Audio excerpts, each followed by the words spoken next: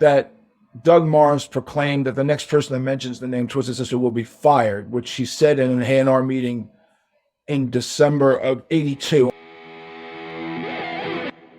A year after we were signed and we came back to the United States and we toured on Can't Stop Rock and Roll, they weren't going to release the record because we went over budget by $4,500. Now, let me just put this in perspective. Michael Jackson can go over budget by $750,000. Def Leppard or Fleetwood Mac can go over budget by $2 million. We went over budget by $4,500, and they said, either pay us back or we're not releasing your record. Oh, wow. That's how much they hated us. They hated the fact that we signed, but they couldn't stop it because Phil Carson was Atlantic's president in the UK. And they told Phil, you keep them. We don't want anything to do with them. And so we released Can't Stop Rock and Roll, which had a bunch of hit records. And we come back to America and crickets, like nothing. And we had to figure out a way to pay them back $4,500 to release the album. Think about that for a second. Mad.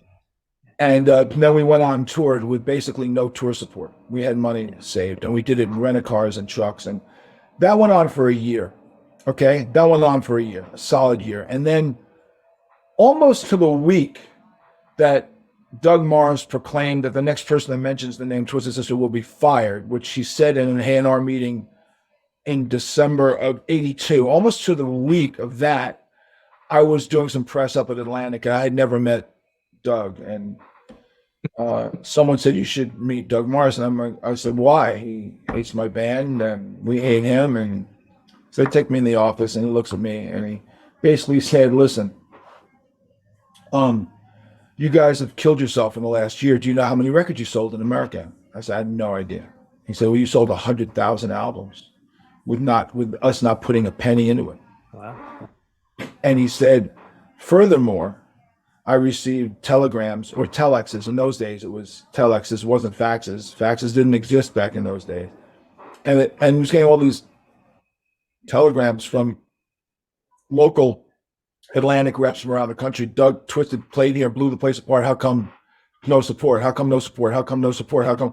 You know, like genuinely like, wow, this is an amazing band. How come you're not supporting? And he went through a whole list of these names of these executives who we knew.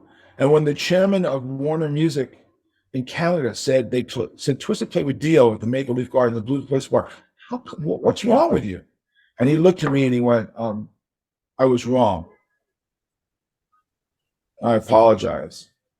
And he said, if you give me the right record next year, I'll make you the biggest band in the world. Now, let me just say this. I was respectful when he said it, but I didn't believe a word of it. But he did say these words, and think about how innocent this was.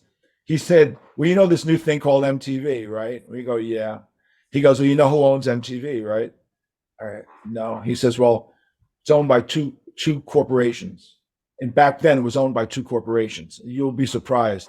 American Express owned 50% of it, and Warner Music owned the other 50% of it, which means they could do whatever they wanted, which means that if Columbia and Universal and EMI wanted to put a video on, they had to go through Warner Music because Warner controlled it all.